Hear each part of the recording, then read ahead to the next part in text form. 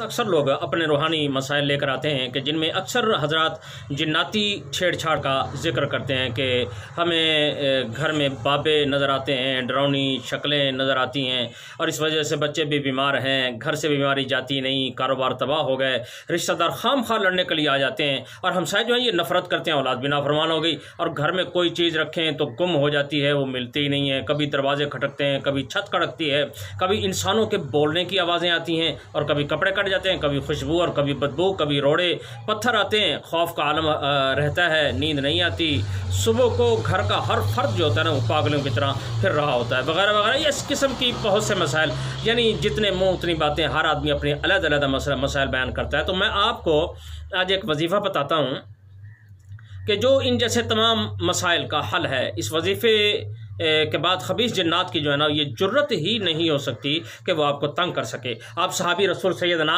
खालिद बिन वलीद रज़ी अल्लाह तआला अन्हु को तो जानते ही हैं ना, वो कितने बहादुर इंसान थे। उन्होंने अपनी ज़िंदगी में 125 जंगें लड़ी थीं और कोई जंग भी वो नहीं हारे, उनके सामने कोई दुश्मन ठहर ही नहीं सकता था।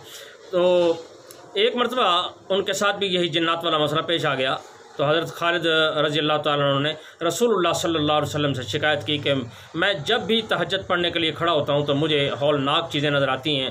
रसूलुल्लाह सल्लल्लाहु अलैहि वसल्लम ने फरमाया कि ये दुआ पढ़ा करो। आपने ये दुआ जो है ना उनको बताई। वो दुआ क्या है?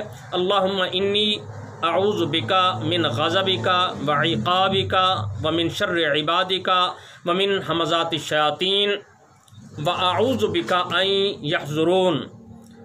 तो सैयदना खालिद बिन वलीद रज़ी अल्लाह तआला अन्हु ने जब ये दुआ पढ़ना शुरू की ना तो चंद दिन के बाद कहने लगे कि या रसूलुल्लाह सल्लल्लाहु अलैहि वसल्लम, अब वो जो सारी चीज़ें मुझे नज़र आती थी वो सारी भाग गई हैं।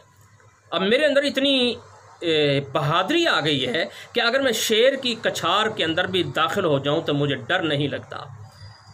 नाज़रीन, इस वजीफ़े को पढ़ने का तरीका ये है कि रोज़ाना रात को जब आप बिस्तर पर लेटने लगें तो सिर्फ 33 मरतबा इस वजीफ़े को आपने पढ़ना है और पढ़ने के बाद अपने हाथों पर आपने दम करना है और दम करने के बाद आपने पूरे बदन पे इसको फेर लेना है। फिर उंगली के ऊपर दम करके, यानी वही वजीफ़ा दोबारा पढ़ने की ज़रूरत नहीं है, उंगली के ऊपर आपने दम करना है, इस तरह फूंक मारनी है। फूंक मारने के बाद आपने अपने वहीं बैठे बैठे इशारा करना है भी मैं अपने मकान के इर्द गिर्द हिसार लगा रहा हूँ।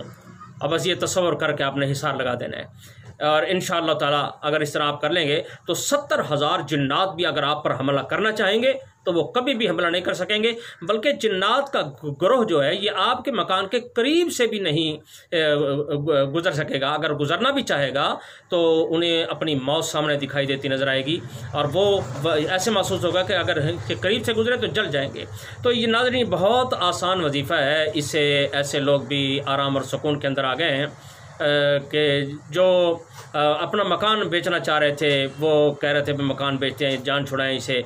और ख़रीदार भी जब ख़रीदने के लिए आते थे तो खौफ के मारे वो भी भाग जाते थे।